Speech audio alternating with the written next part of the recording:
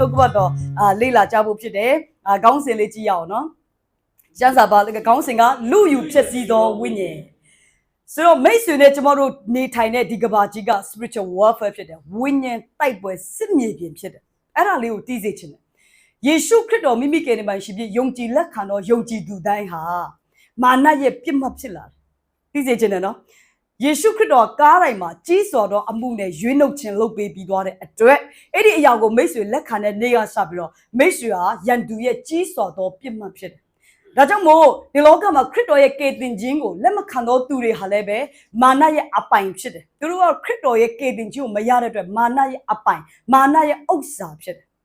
ဒါပေမဲ့ယေရှုခရစ်တော်မိမိကယ်တင်ပါရှင်ယုံကြည်လက်ခံတဲ့သူတွေကိုတော့မာနကသူ့ရဲ့ပြည့်ရမယ့်ပြစ်မှတ်အဖြစ်ထားတာဖြစ်တယ်ဒါကြောင့်မိတ်ဆွေကမာနပြည့်ရမယ့်ပြစ်မှတ်ဖြစ်တယ်ဒါကြောင့်မို့ကျမတို့ကိုယ်တိုင်မာနရဲ့ပြည့်ရည်တွေကိုတဘောပေါက်ဖို့လိုလားမလိုလားလိုအပ်တယ်အခုဆိုမကြခင်2025ကိုကုန်တော့မယ်ဒီအောက်တိုဘာလထဲမှာလည်းဝိညာဉ်ကြီးကတိုက်ပွဲနဲ့ပတ်သက်ပြီးမိတ်ဆွေရင်ဆိုင်ရမယ်ဒါကြောင့်ယုံကြည်သူဖြစ်တဲ့အခါငါဘာတိုက်ပွဲမှစိတ်ဝင်စားဘူးငါဘာမှတိုက်ခိုက်တာတွေငါစိတ်ဝင်စားဘူးဆိုတော့မိတ်ဆွေစိတ်ဝင်စားလဲမိတ်ဆွေကမာနရဲ့ပြစ်မှတ်ဖြစ်နေတယ်ဒါကြောင့်ဒီနေ့ကျမတို့ဟာဘယ်လိုပုံစံနဲ့မာနရဲ့ပြည့်ရည်တွေကိုခြေမုံမလဲမာနကဘယ်လိုပုံစံနဲ့ကျမတို့ဘဝအသက်တာတွေကိုလူယူဖို့ကြိုးစားနေတယ်ဒါတွေကိုကျမတို့ဓမ္မတရားတိုင်းနားလည်ဖို့လိုအပ်တယ်ဆိုတော့ဘုရားသခင်ကျမတို့ကိုအဲ့ဒီအရာကိုနားလည်ဖို့အတွက်အလိုရှိတာဖြစ်တယ်မာနကကျမတို့ကိုပြစ်မှတ်ထားတယ်ဆိုတော့လည်းမိတ်ဆွေတီးဖို့ဖြစ်တယ်ဘယ်လိုပုံစံတိပြစ်မှတ်ထားလဲဆိုတော့ကြည်နိုင်ဖို့ရန်အတွက်ကျွန်တော်ဒီနေ့မှာဓမ္မရာဆိုရင်တတိယဆောင်အခန်းကြီး20ကိုအခြေပြုပြီးတော့မာနရဲ့ပြစ်မှတ်ကိုကျွန်တော်ဒီနေ့မှာဝေငှသွားမှာဖြစ်တယ်ဒီနှုတ်ကပတ်တော်ကြားပြီးတဲ့အခါမှာမိတ်ဆွေရဲ့စိတ်နှလုံးမှာမိသားစုမှာအသင်းတော်မှာဓမ္မမိတ်ဆွေရဲ့အသက်တာထဲမှာဖြစ်နေတဲ့အခြေအနေအားလုံးရဲ့အဖြေကိုသဘောပေါက်လိုက်မယ်အာမင်ဒါကြောင့်ကျွန်တော်ဓမ္မရာဇဝင်တတိယဆောင်အခန်းကြီး20ကတော့ကျွန်တော်တို့ရဲ့ဒီ20တခန်းလုံးမှာရှိတဲ့အကြောင်းအရာနဲ့ပတ်သက်တဲ့မာနရဲ့အမှုတွေကိုကျွန်တော်တို့ကြည့်ဖို့ဖြစ်တယ်ဆိုတော့ဥဆုံးအနေနဲ့ကျမ်းစာတစ်ပိုက်ကြည့်အောင်ဓမ္မရာဇဝင်တတိယဆောင်အခန်းကြီး20အပိုက်ငယ်3ကိုညီညီလေးတူတူကဖတ်ရအောင်သင်ရှိဆွေသည်ငါဥစ္စာဖြစ်၏သင်သားများအောင်ဆုံးတို့ကိုလည်းငါပိုင်၏မူမှားလိုက်ဟုတ်ပြီဒီကျမ်းစာကိုပြောတယ်ဒီစကားလုံးပေါ့ဒီစကားကိုပြောတဲ့အရာလေးကရှုရိရှင်ပြင်ဘင်ဟာဒတ်ဖြစ်တယ်ရှုရိရှင်ပြင်ဘင်ဟာဒတ်က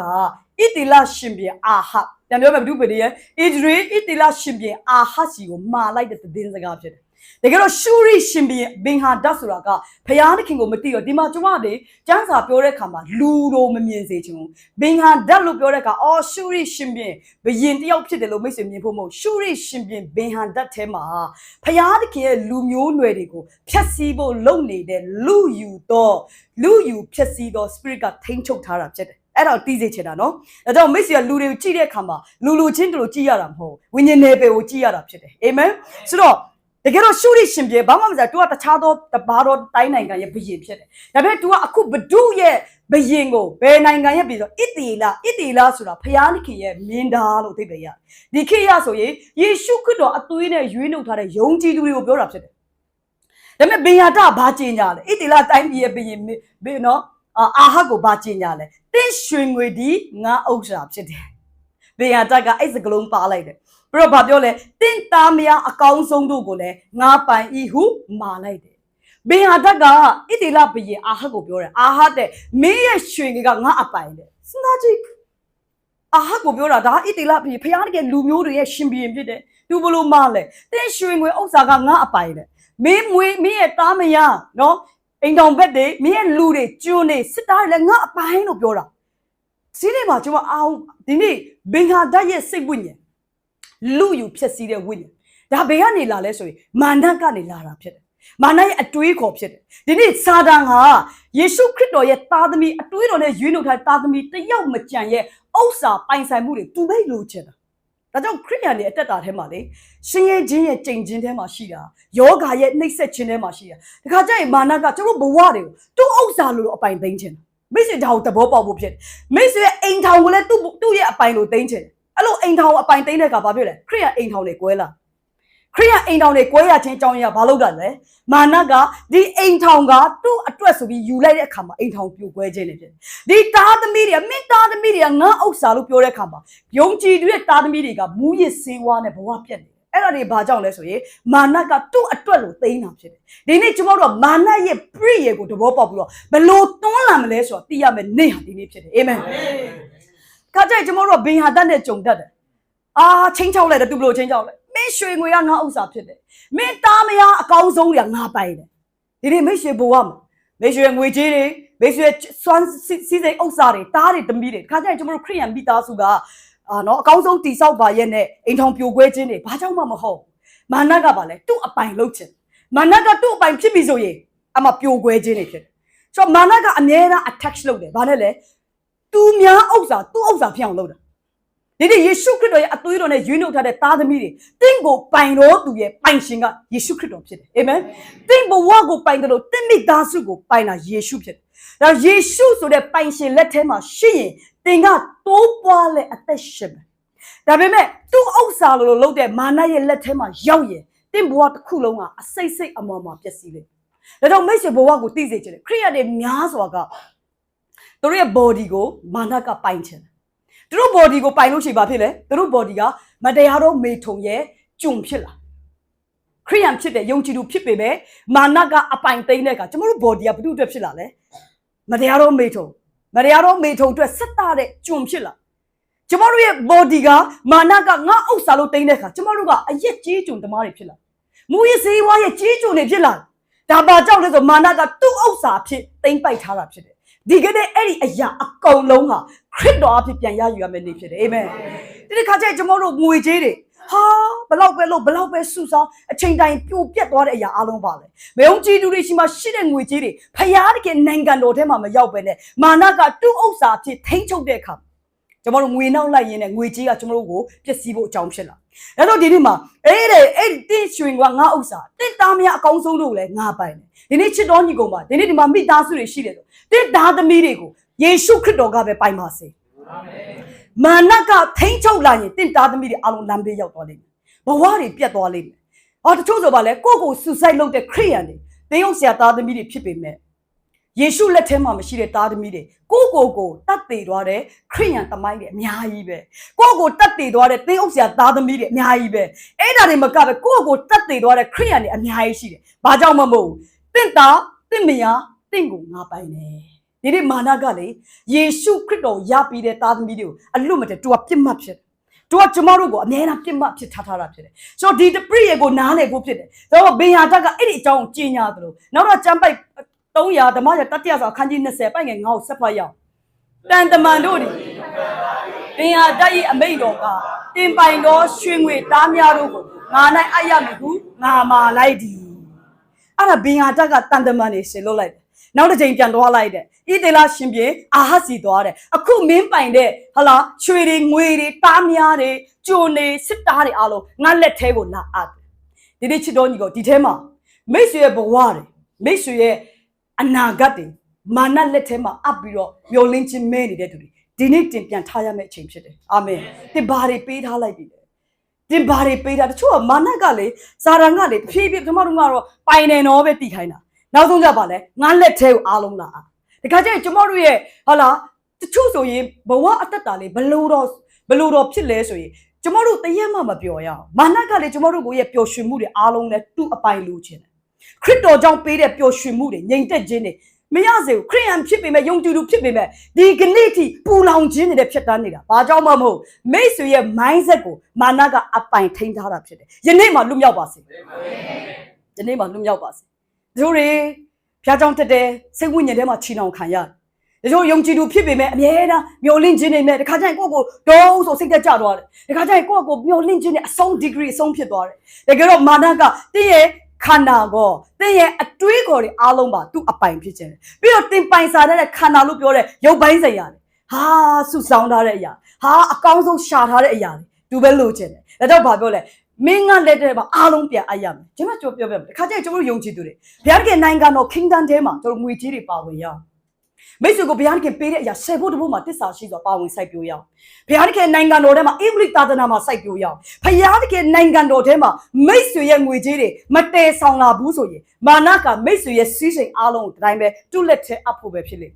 မယ်ဒါဆိုတုလက်ထဲရောက်သွားတဲ့အရာအားလုံးကကောင်းခြင်းနဲ့တိုးပွားလာမှာမဟုတ်ပြိုပြက်ခြင်းဖြစ်လာ ဒါကြောင့်မို့ဒီခါကျရင်ကျွန်တော်တို့တချို့တွေဖះကိုတိလာတဲ့အခါလေမတိခင်ရမ်းချမ်းသာကြတယ်ယုံကြည်သူပဲဖြစ်ဖြစ်ခရိယာနဲ့တကယ်ဖြစ်တဲ့အခါဘာဖြစ်လဲဆိုရင်ဖះကိုတကယ်ရှာမယ်ဆိုတဲ့အချိန်မှာ0 minus ဖြစ်သွားပြီမာနအကုန်ခိုးသွားပြီယောဂာနဲ့ခိုးသွားတဲ့ငွေကြေးတွေပြီးတဲ့ပြဿနာအပေါင်းစုံတဲ့ငွေကြေးခိုးသွားအဲ့ချိန်မှာကိုတော့ကိုလိုပါတယ်အမစပြီစတက်ကဒီနေ့ကျွန်တော်တို့ဘဝကိုအဲ့ဒီချိန်ကလေပတ်တဲ့ဘဝကိုအဆုံးတတ်ရအောင်ဒီကနေ့မှာပင်လေကျွန်တော်တို့ငွေကြေးတွေဖခင်သခင်စီပြန်အပ်ရအောင်ဟာလေလုယာနာရှိတော်မူသူတွေကကြားပါစေဖခင်သခင်စီမှာကျွန်တော်တို့ငွေကြေးတွေပြန်အပ်ရအောင်မာနကတဲ့ရှင်းစိန်လဲသူကအပိုင်လို့ချင်တာသူ့လက်ထဲမှာအပ်ဒ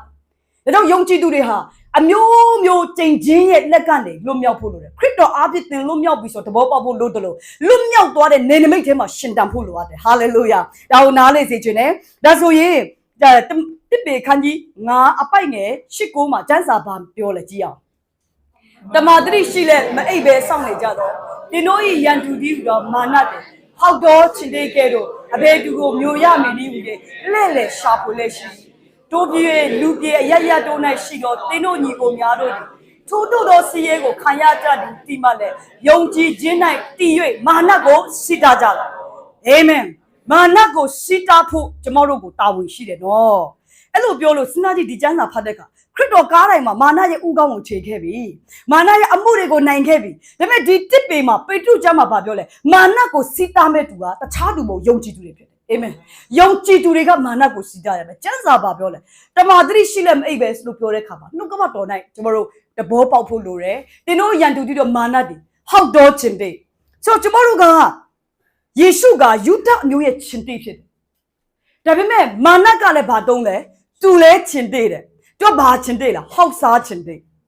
ဒီနေ့ကျွန်မပြောပြမယ်မိတ်ဆွေနဲ့ကျွန်တော်တို့ကိုးကွယ်တဲ့ယူဒအမျိုးရဲ့ခြင်းတွေယေရှုခရစ်တော်ကအရာခတ်သိမ်းရဲ့အထက်မှာရှိတယ်အာမင်ခက်တဲ့ကျွန်တော်တို့ကခြင်းတွေတော့ခြင်းတွေပဲမာနတုံးနေတဲ့ခြင်းတွေကတော့ဟောက်စားလှည့်စားမယ်ဟောက်စားမယ်တော့ဖြက်စီးခြင်းတွေခိန်းဟောက်တဲ့အတန်ဖြစ်တယ်ဒါပေမဲ့ယေရှုခရစ်တော်ရဲ့ယူဒခြင်းတွေဟာယူဒမျိုးနဲ့ဖြစ်တဲ့ယေရှုခရစ်တော်ရဲ့ခြင်းတွေကတော့အဲ့ဒီချင်းချောက်တဲ့အရာအလုံးကိုဝါမျိုးအောင်မြင်တဲ့ခြင်းတွေဖြစ်တယ်ဟာလေလုယာဒါကြောင့်မိတ်ဆွေရဲ့ခြင်းတွေဖြစ်ခြင်းကိုတဘောပေါက်ဖို့လိုတယ်သင်ဟာယူဒမျိုးနဲ့ယေရှုခရစ်တော်ရဲ့ခြင်းတွေဆိုတဲ့အခွင့်အာဏာပေါ်မှာအသက်ရှင်ပြီးတော့မာနကိုစီတာမဲ့အလုပ်ကသင်အလုပ်ဖြစ်တယ်ကျွန်မအလုပ်ဖြစ်တယ်အာမင်ယုံကြည်သူတိုင်းကမာနကိုစီတာရမယ်သင်ကိုဘုရားသခင်အဲ့ဒီစီတာနိုင်ဖို့အတွက် authority ပေးတယ်အဲ့ဒါကတော့ယူဒအမျိုးရဲ့ခြင်းတွေဖြစ်တဲ့ယေရှုခရစ်တော်ရဲ့နာမဖြစ်တယ်အာမင်တော့သင်ဘဝမှာမာနရဲ့လိုက်စားမှုမှာဟောက်တော်ခြင်းတွေကဘယ်သူမျိုးရမလို့လဲရှာဖွေ तू ကမအောင် तू အကုန်ဘယ်နားမှာစီယိုပေါက်ရှိလဲဘယ်နားမှာအပေါက်ရှိဘယ်နားမှာနော်လမ်းကြောင်းရှိကျွန်တော်တို့တော့မသိတာ तू ကလိုက်ရှာပြီးတော့ကျမ်းစာပါပြောလဲလူပြည်အရရတို့နဲ့ရှိတော့တင်တို့ညီကိုဒါဆိုဒီကျမ်းစာကမယုံကြည်သူပြောတာလားယုံကြည်သူပြောတာလားယုံကြည်သူတွေပြောလူပြည်အရရတိုင်းနိုင်ငံတည်တည်မြေကြီးမှာရှိတဲ့ယုံကြည်သူတွေတဲ့မင်းတို့ညီအကိုတွေလည်းမာနရဲ့ attach လုပ်ခြင်းကိုရင်ဆိုင်နေရတယ်ဒီနေ့အသင်းတော်အဖြစ်မိတ်ဆွေနဲ့ကျွန်တော်တို့ဒီနေရာမှာရှိနေတာဟာပျောက်ဆုံးဝိညာဉ်တွေကိုပဲခရစ်တော်ထံခေါ်ခဲ့ဖို့မဟုတ်ဘူးခရစ်တော်၌ရှိတဲ့ညီကိုတွေမာနရဲ့ပြည့်ရကိုတဘောမပေါက်ဘဲနဲ့မာနရဲ့တိုက်ခိုက်ခံရတယ်အခုအာဟလို့ပေါ့ငါပစ္စည်းငေါ့ပဲဘင်္ဂါတက်ကပြောတယ်ငါရွှေငွေကလည်းမိရွှေငွေငါရွှေငွေပဲတဲ့လူယူဖြက်စီးတဲ့ဝိညာဉ်ရောက်လာရင်သူများရှိတာအားလုံးလိုချင်တယ်မိတ်ဆွေကျွန်တော်အားပေးချင်တယ်မိတ်ဆွေမှာအဲ့စိတ်ဝိညာဉ်ရှိရင်အဲ့ဒါနောင်တရဖို့လိုတယ်အဲ့ဒါမာနရဲ့စိတ်ဝိညာဉ်ဖြစ်တယ်ခါကြရင်ကိုဟာမဟုတ်လိုက်လူယူချင်တယ်ရီးစားလဲလူတယ်ယောက်ျားလဲလူတယ်မိန်းမလဲလူတယ်မလုံရအောင်အဲ့လိုလူယူတတ်တဲ့စိတ်ဝိညာဉ်ကဘာစိတ်ဝိညာဉ်လဲလူယူဖြစ်စီတော့ဝိညာဉ် spirit လို့ခေါ်တယ်ဘဒုရဲ့စိတ်ဝိညာဉ်လဲမာနရှိကလာတာဖြစ်တယ်ဒီနေ့လူမယူပါခါကြတချို့အမျိုးတွေထဲမှာအမွေတွေလူတာဖယားတခင်တဲ့အတွက်ထိုက်တန်ရင်ပေးမှာပါအမွေလူတဲ့အဖွဲ့တက်ရှိတယ်နေနိုင်တဲ့အမေတွေမတည်ဘူးအဖေတွေမတည်အမွေကခွဲနေပြီအမွေကလူနေပြီဒီထဲမှာမပါဘူးလို့ယုံကြည်မျှော်လင့်တယ်အာမင်ဒီနေ့တင့်ကိုဘုရားသခင်မအပ်တဲ့အရာကိုလူယူဖို့မကြိုးစားပါနဲ့အပိုင်ယူဖို့မကြိုးစားပါနဲ့ဒီနေ့အဲ့ဒီနေရာဘကမာနရဲ့စိတ်ဝိညာဉ်ဖြစ်တယ်မလုံးနဲ့အဲ့ဒါမှာယွန်းတယ်အဲ့ဒီ spirit ကဘာထိန်းချုပ်လဲဆိုတော့တင်ကကိုသူများဘာပိုင်လဲသူများဘာလုပ်လဲဒီနေ့ကျွန်တော်ကကြတဲ့သူများ business လုပ်တယ်ဘာလုပ်လဲအဲ့ဒီ business သူတို့ဘာလုပ်လဲသူများဟာတွေပဲလူယူဖို့ကြိုးစားတယ်အဲ့ဒီအရာကလူယူဖြစ်စီတော့ spirit ကနေလာတဲ့အရာဖြစ်တယ်မိတ်ဆွေဘဝမှာအဲ့ဒါရှိရင်အဲ့ဒီအရာလုံးဝမကောင်းတော့အရာဖြစ်တယ်ဘဒုရှိကတခါကျကျွန်တော်တို့အလုပ်တွေတွားလုပ်ကြတယ်ကျွန်တော်မြန်မာတွေအများဆုံးတတိထားမိလိမ့်မယ်ကိုရောက်လာတဲ့အဲ့ဒီအလုပ်ထဲမှာကိုတထေးကပို့ပြီးတော့ မျက်နှာတာပေးဖို့ရတဲ့တခြားလူတွေကိုနော်တခြားလူတွေရဲ့အခွင့်အရေးတွေအားလုံးလူယူလိုက်တာမလုပ်ပါနဲ့အဲ့ဒါယုံကြည်သူတွေနဲ့မသက်ဆိုင်ဘူးဖြစ်တယ်အဲ့လို spirit တွေ attach မိတ်ဆွေခံရရင်မိတ်ဆွေကယူဒအမျိုးရှင်တဲ့ယေရှုခရစ်တော်နာမနဲ့အဲ့ဒီနယ်နိမိတ်ရဲ့ဝိညာဉ်ဆိုးတွေတိုက်ပွဲဝင်လို့ရတယ်အာမင်ဒါမိတ်ဆွေအလုပ်ထဲမှာဟာအစတော့ကတော့ကောင်းကောင်းပဲတူလဲရောက်လာရောဘာဖြစ်လာလဲအလုပ်ထဲမှာပြဿနာတက်ပြီး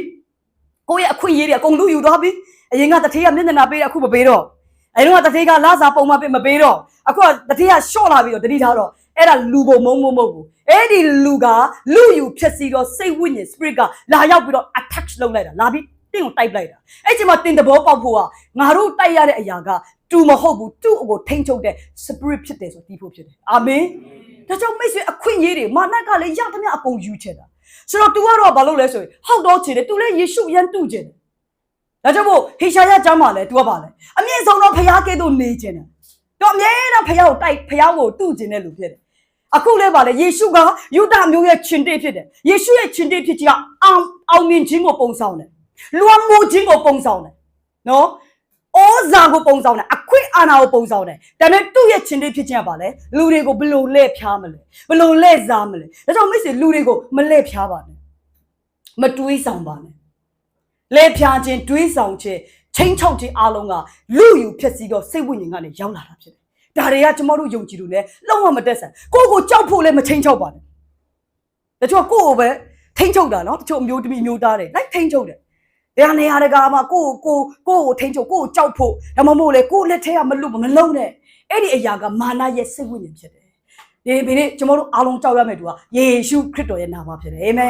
သင်ကိုကြောက်ပြီးတော့ဒီနေ့ကျမတို့ကြောက်ပြီးတော့လည်းဘုရားကြောင်းမလာပါနဲ့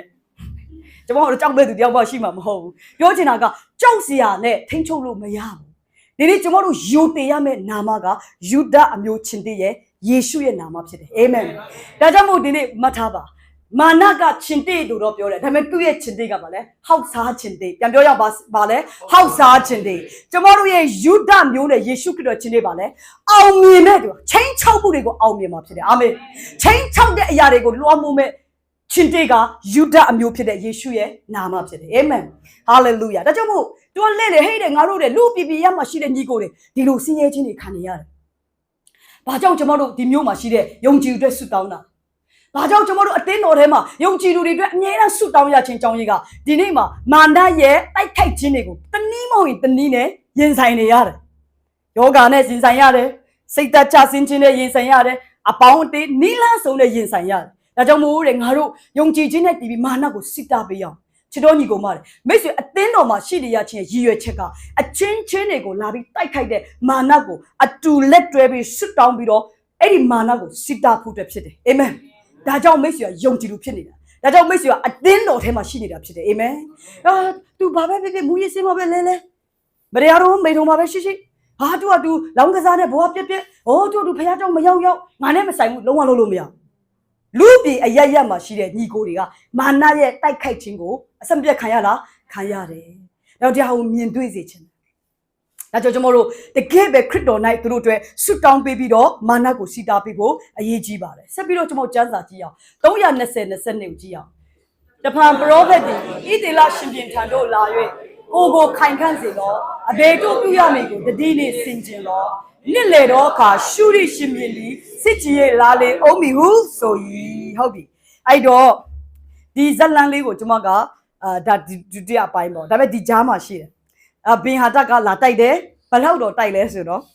ဘင်ဟာတက်ကဣသေလဘုရင်ကိုဘယ်လိုလာတိုက်လဲသိလားမင်းကြီး3ကျိတ်2ပါး3ကျိတ်2ပါးဆိုတော့32ယောက်နော်တစ်ကျိတ်မှာ10ယောက်3ကျိတ်2ပါးဆိုဘယ်နှယောက်လဲ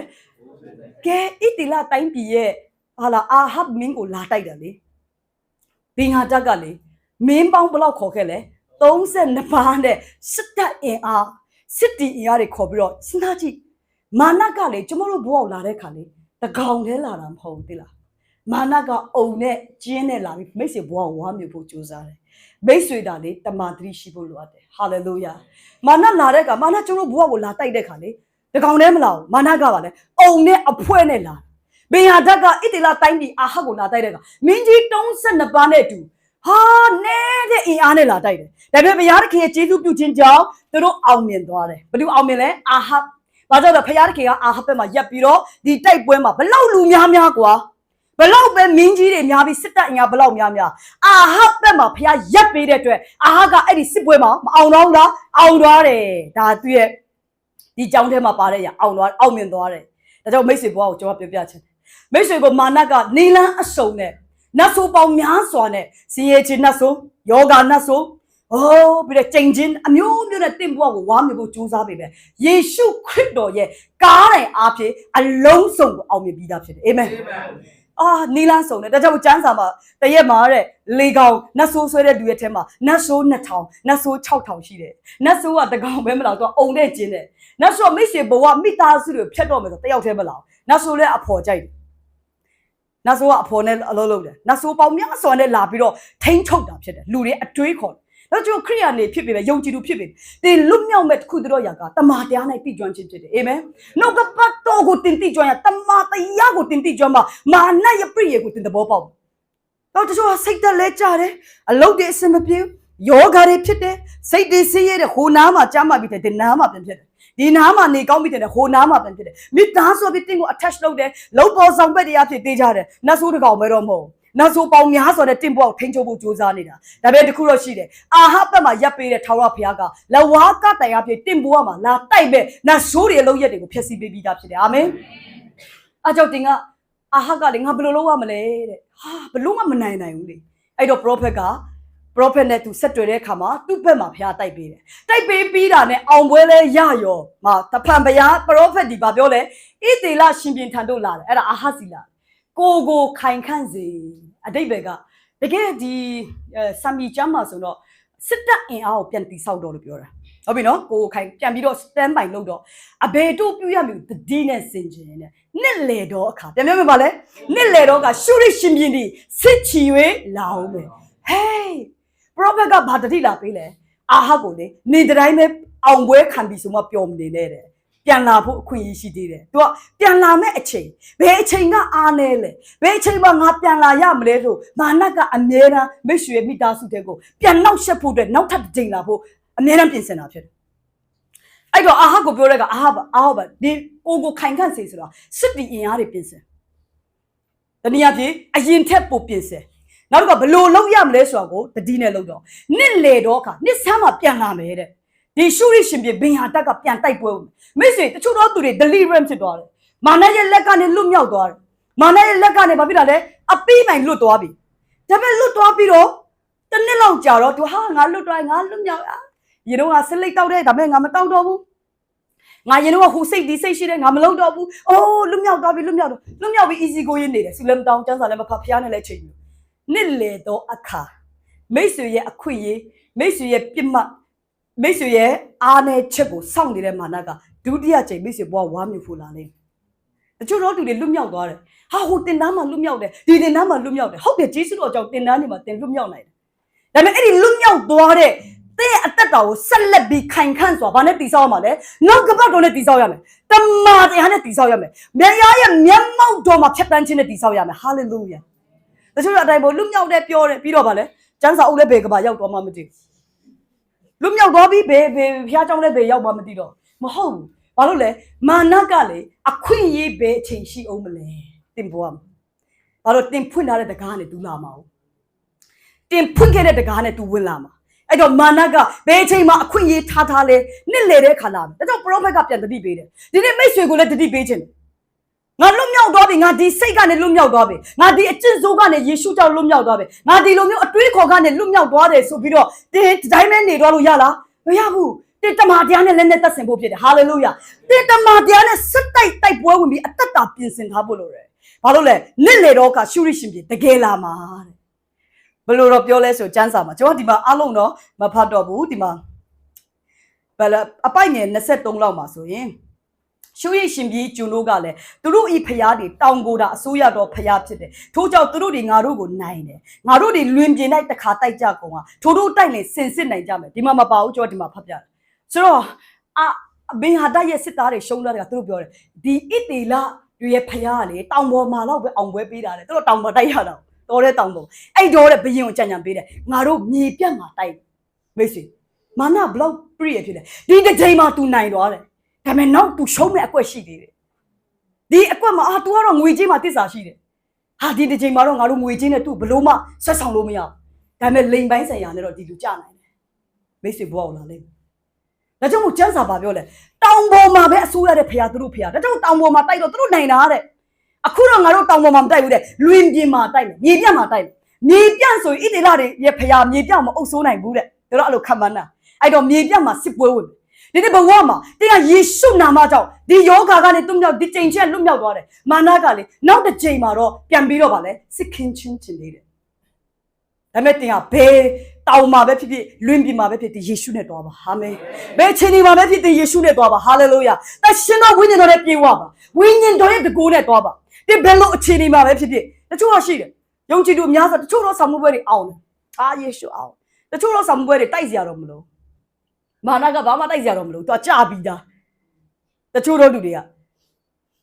တော့တခါဆွဲဆောင်စရာမလိုတချို့တော့ဆောင်မှုပွဲတွေအကြည့်ကြအောင်တချို့တော့ဆောင်မှုပွဲသူကြာဆိုတော့တင်းကိုလွင်ပြင်မှာပဲတိုက်တိုင်းတောင်ပေါ်မှာပဲတိုက်တိုင်းယေရှုကြောင့်တင်အောင်ပွဲခံပါစေတင်မာနကိုဘယ်တော့မှအခွင့်အရေးမပေးပါနဲ့မာနဆိုတဲ့အမျိုးကနည်းနည်းလေးအခွင့်အရေးရအများကြီးယူကျင်တာဖြစ်တယ်မာနရဲ့တဘာဝကလေတင်းစီမှာအခွင့်အရေးနည်းနည်းသူစယူမယ်တင်းစီမှာရလို့ကတင့်ဘဝတစ်ခုလုံးဝမ်းမြေသွားလိမ့်မယ်အဲ့တော့ဒီနေ့ဒီဟာကိုတဘောပေါက်ဖို့ဖြစ်တယ်ကားတိုင်းတရားကတော့အရာခတ်သိမ်းတဲ့ကြီးတယ်ဒါပေမဲ့မိတ်ဆွေကရန်သူရဲ့ view ဟာကိုပြီးဖို့လို့မာနကဘယ်လိုပုံစံနဲ့မိတ်ဆွေရဲ့မိသားစုတွေမိတ်ဆွေရဲ့အသက်တာကိုဖြိုချတတ်လဲဆိုတဲ့ view ဟာကိုတဘောပေါက်ပါဒါပေမဲ့ကျွန်တော်တို့မှာအောင်မြင်ခြင်းရဲ့တော့ကြတော့ရှိလားရှိပြီးသားဖြစ်တယ် hallelujah amen ဆိုတော့ဒီမှာနှစ်လေတော့အခါပြန်လာမယ်တဲ့ဒီနေ့တချို့တော့လူတွေလွတ်မြောက်သွားပြီးတော့ပြန်ပြီးလဲကြအရင်တော့ကမကောင်းတဲ့ညဉ့်ညူးတဲ့ရုပ်ရှင်ဇလံ18ပလတ်တွေအရင်ကကြည့်ခဲ့တယ်ယေရှုကြောင့်လွတ်သွားတယ်ဟာ deliverance ဖြစ်သွားတယ်တနစ်မခံပြန်ကြည့်တယ်အဲ့ဒါဘာလဲသိလားနှစ်လေတော့အခါရှုရရှင်ပြည်တွေစစ်ကြည်ရဲ့လာလေအောင်အေးကွာမင်းခုတော့ယေရှုကြောင့်တလားတော့မင်းလွတ်သွားတယ်ဟုတ်လားယေရှုကြောင့်မင်းမကြည့်တော့ဟာအလုံးစွန့်ပစ်လိုက်တယ်မကြည့်โอเคနောက်ထပ်6လလောက်စောင့်ကြည့်လို့ရှိရင်အဲ့ဒီလူရှိမှဒါတင်းဆွဲဆောင်မှုအဆုံးပြုံးတယ်ဒီနေ့ညီကောင်မတွေကျွန်တော်လွတ်မြောက်စေခြင်းတယ်တင်းကိုခန္ဓာစိတ်ဝိညာဉ်တန့်ရှင်းခြင်းအတ္တမှာတွာလာစေခြင်းဟာလေလုယာမာနကိုအောင်မဲ့လူပဲတင်းရိုးရိုးထွတ်ထွတ်နေလို့မရငါတို့ဖခင်ကတန့်ရှင်းတဲ့ဖခင်ဖြစ်တယ်အာမင် holy လို့သုံးထားတာဖြစ်တယ်ဒီနေ့တင်းနဲ့ကျွန်တော်တို့ကိုးကွယ်တဲ့ဖခင်ကတန့်ရှင်းတော်ဖခင်ဖြစ်တဲ့တင်းဒီခန္ဓာစိတ်ဝိညာဉ်တန့်ရှင်းခြင်းနဲ့မာနကိုတားဆီးဖို့လိုအပ်တယ်ဟာလေလုယာတော့တချို့တွေကလွတ်မြောက်သွားတယ်ဒါပေမဲ့နှစ်လေတဲ့ခါပါလဲစစ်ချီခံရတယ်တန်းစာကြည့်အောင်လူက7 24 26ညညူတော်နတ်သည်လူတွေကထွက်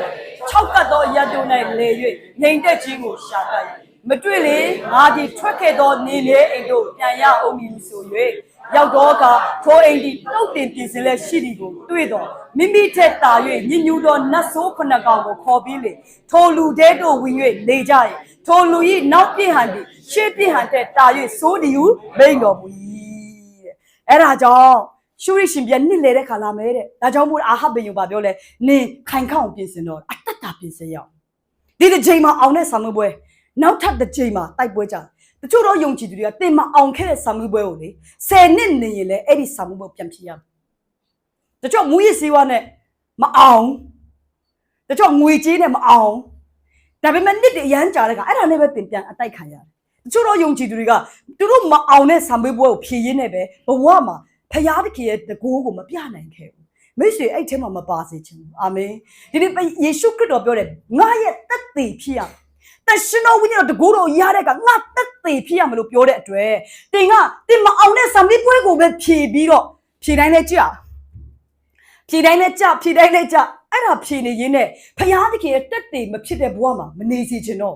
့ဘာကြောင့်သိလားဒီနေ့ကျွန်တော်တို့အတွက်ဖျားထားတဲ့အကြံစီသိကြီးမားလို့ဖြစ်တယ်အာမင်ဆိုတော့ဒီမှာညညူတော့နတ်တဲ့နတ်ဆိုးရဲ့တဘာဝကတဲ့လူထဲမှာတချို့နတ်ဆိုးဆွဲတယ်လူထဲကထွက်သွားတယ်ဘာလို့ယေရှုခရစ်တော်အဖြစ်ထွက်သွားပြီး6ကတ်တော့အရက်မှာလဲတယ်ငြိမ်သက်ခြင်းကိုရှာတယ်နတ်ဆိုးတွေက body ကိုကြိုက်တယ်ဒီကျွန်တော်တို့လူရဲ့ body ကိုကြိုက်တယ်နတ်ဆိုးတွေကလေဒါကြောင့်မို့အများစုကလူတွေထဲမှာဘသူကအလုံးလုံးလဲနတ်ဆိုးအလုံးလုံးတယ်နော်ဆိုတော့ငါဒီထွက်ခဲ့တော့နေပြီသူနတ်ဆိုးနေထုတ်လိုက်ပြီအနည်းအပြည့်တချို့တော့ဆွဲလာမှုတွေနတ်ဆိုးရဲ့ဆွဲချခြင်းတွေကလည်းလွတ်မြောက်သွားတယ်နတ်ဆိုးသူ့ကိုဆက်ပြီးထိန်းချုပ်လို့မရအောင်အဲ့ဒီတစ်ချိန်မှာ तू အပီးပိုင်လွတ်မြောက်သွားတယ်အဲ့တော့နတ်ဆိုးကပါလဲ तू တခြားနေရာကြီးလိုက်သွားတခြားလူတွေရှိမှနေရာလိုက်ကြည့်နတ်ဆိုးကလည်း तू အလုပ် तू လုပ်တယ်ငါဒီတဲ့ထွက်ခဲ့တော့နေနေအိမ် တင်းရဲ့ body ကိုပြောတာဖြစ်တယ်ထွက်ခဲ့တော့နေတဲ့အိမ်ငါထွက်လာခဲ့တဲ့ဟိုတယောက်တော့ကညဉ့်ညမ်းရုပ်ရှင်မကြည့်တော့ဘူးဆိုထွက်ခဲ့တယ်နတ်ဆိုကလွတ်မြောက်ပြီးအဲ့ဒီကနေလွတ်မြောက်ပြီးတော့တချို့ကလွတ်မြောက်တာလွယ်လေဖြတ်တာနဲ့လွတ်မြောက်တာမတူဘူးနော်အရက်ဖြတ်တာမကောင်းတဲ့အရာတွေကိုမကြည့်ဖို့ဖြတ်တာနဲ့လွတ်မြောက်တာမတူဘူးဖြတ်တာကအတကုံလူဘက်ကစူးစမ်းပြီးတော့အချိန်တိုင်းပြန်လဲတယ်လွတ်မြောက်တာကတော့ဘာလို့လဲဆိုရင်ရုပ်တရက်ဆိုတော့အာရအလုံးချိန်တာဖြစ်တယ်အာမင်ယေရှုကျွန်တော်တို့ပေးတာကဖြတ်တဲ့ system ပေးတာမဟုတ်လွတ်တဲ့ system ပေးတာအာမင်လွတ်ခြင်းကိုပေးတာအဲ့တော့သူကငါထွက်ခဲ့တဲ့နေအိမ်ကိုငါပြန်သွားချောင်းကြည့်အောင်မယ်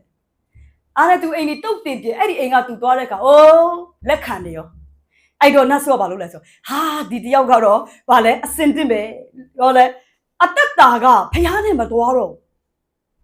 ့လွတ်မြောက်ခဲ့တာမှန်တယ်ဒါပေမဲ့ဆက်ပြီးဖျားနဲ့မသွားတော့အဲ့တော့နတ်ဆိုကတဘောပေါက်တာဟာ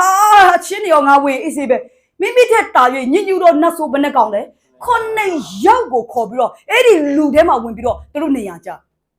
အမမုံတီတဲ့နတ်ဆိုးနေရယူတယ်ကိုတတ်သေးခြင်းနဲ့နတ်ဆိုးနေရယူတယ်ဆွဲလန်းနဲ့ညညူးတော်မှဆွဲလန်းတဲ့နတ်ဆိုးနေရယူတယ်တချို့ဒေါသကြီးတဲ့နတ်ဆိုးနေရယူတယ်နတ်ဆိုးတွေအများကြီးပဲလူထဲမှာနေလို့ရ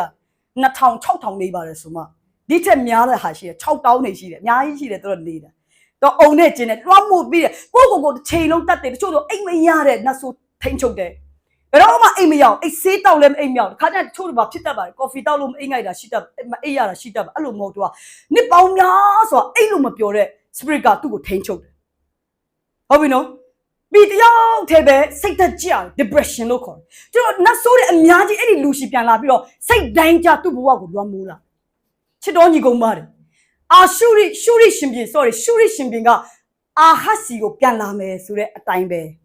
တင့်ဘဝမှာတမာတရားနဲ့နှုတ်ကပတ်တော်နဲ့မဖြည့်ထားရင်မာနကထွက်သွားပြီမဲ့ deliverance ဖြစ်ပြီမဲ့ပြန်ပြီးတင့်ဘဝကိုပြန်ပြီးတော့လာပြီးတော့တိမ့်ပိုက